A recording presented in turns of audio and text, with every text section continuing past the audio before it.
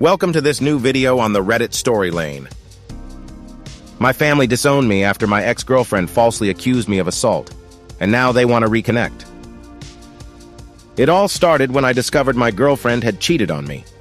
Confronting her turned into a nightmare I could never have imagined. She panicked, desperate to avoid the consequences of her betrayal, and fabricated a horrendous accusation, telling nearly everyone we knew that I had assaulted her. I was taken into custody during the investigation. Though released due to a lack of evidence, the damage was already done. My parents disowned me, and most of my friends distanced themselves as if I had become a stranger overnight.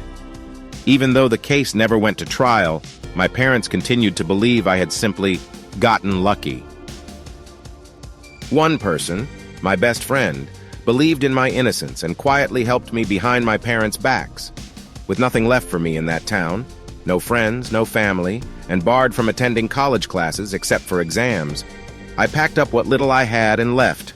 I moved far away, scraping by with odd community jobs until I managed to stabilize myself. Eventually, I decided to change my name. I couldn't stand seeing it written anywhere. It reminded me too much of everything I had lost. The name change felt like shedding a painful past. Starting anew, I returned to university, unsure if it was the right decision given my mounting debts and financial struggles. But I pushed through, earning a degree in teaching. With my diploma in hand, I took a leap of faith, moving to a country on the opposite side of the globe. There, I found a fresh start, a decent job, a nice apartment, and most unexpectedly, love. Initially, I couldn't fully trust the woman who would become my wife. I flinched when she tried to touch me and fidgeted nervously when she got too close, but her unyielding patience and kindness slowly broke down my walls. Falling for her felt both terrifying and liberating. She gave birth to our twin children, a boy and a girl, who became the light of my life. Her family embraced me warmly despite my foreignness, reminding me what a loving family felt like. Our life was happy and peaceful until the knock on the door that shattered everything. My son and I were playing on the PlayStation while my wife and daughter tended to the garden. When I opened the door, I was stunned to see my father standing there, looking older and more fragile than I remembered. He smiled weakly, but I slammed the door so hard it startled my son. I was shaking. My father kept knocking as I struggled to compose myself. My wife, sensing my distress, came inside. I asked her to put the kids to bed while I tried to gather my thoughts. When she returned, I told her who was at the door. She looked furious, having only a vague understanding of my past. Still, she opened the door and unleashed her anger on my father for abandoning me.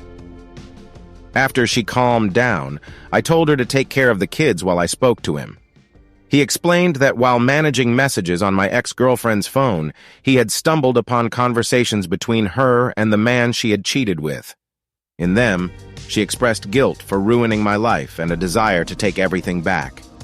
My father didn't confront her immediately, instead deciding to find me and share his belief in my innocence. I didn't know how he had found me, and frankly, I didn't care. He was here now, but what did that mean for me? I spent hours wandering the streets afterward, wrestling with my options.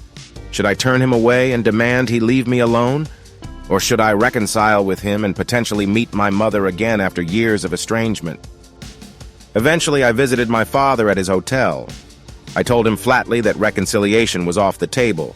Tears welled in his eyes, but he said he understood. He mentioned that my mother knew about the truth and had cut my ex-girlfriend off entirely. Apparently, my ex had struggled with guilt but never fully let go of our family. My mother wanted to reconnect, but I couldn't trust any of it. My father assured me he would keep my new life a secret. I returned home, shaken but resolute. My son asked who had been at the door, and I told him it was a colleague. One day, when my children are older, I'll share my past with them to show that I understand hardship and resilience. Not long after, another incident pushed me to confront my past directly. My family broke a promise, infuriating me to the point that I booked a flight back to my home country. I needed closure, not reconciliation. Meeting them was surreal. My mother broke down in tears, apologizing profusely, but I felt only disgust. My father comforted her, while my brother maintained his composure and initiated the conversation.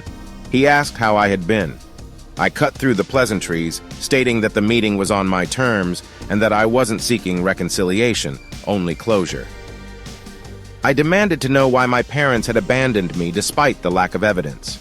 They admitted to making a rash decision, claiming that seeing me in custody had broken their hearts. I called them out for not standing by me. Then I turned to my brother, asking why he had never contacted me. He looked surprised, insisting he had tried countless times and even sent money to help me. Confused, I realized my mother had blocked my contacts without my knowledge. The final confrontation was with my ex-girlfriend. I asked why she had done it. She confessed that fear drove her actions and that therapy had only intensified her guilt. She claimed she had never stopped loving me and hoped for forgiveness. She even had the audacity to ask for another chance. I pulled out my phone, showing pictures of my children's milestones and happy moments with my wife. "This is what you missed out on," I told her, "and this is what my parents missed for not standing by me." Despite a fleeting moment of doubt, I knew I hadn't gone too far, not compared to what they had done to me. The visit wasn't all bitter. I reconnected with my old best friend and his family, who had stood by me when the world turned against me. I plan to return to that country someday to show my children where part of their heritage lies, but I will keep them far from my biological family. As far as I'm concerned, my only true family is my wife, my children, and my in-laws, and that's more than enough for me.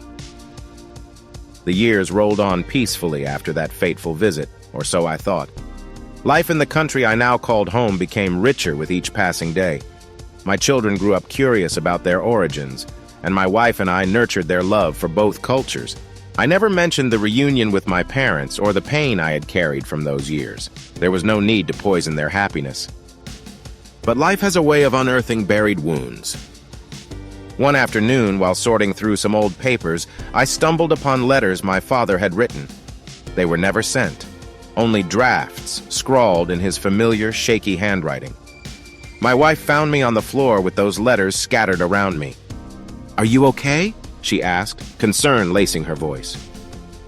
I nodded, though I wasn't sure if I was telling the truth. "Just memories," I said.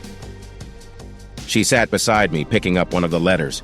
"Do you regret not forgiving them?" "No," I replied firmly.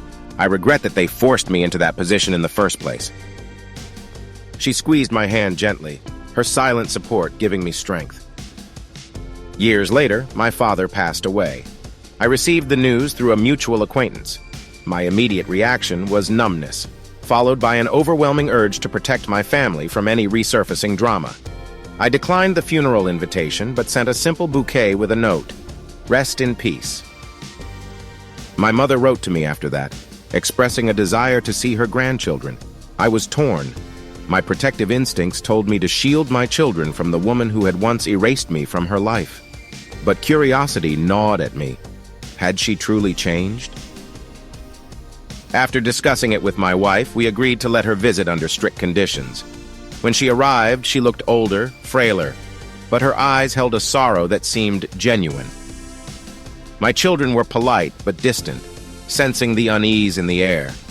My wife kept a watchful eye, ready to intervene if necessary. Surprisingly, my mother respected the boundaries we set. She didn't push for forgiveness or try to rewrite history.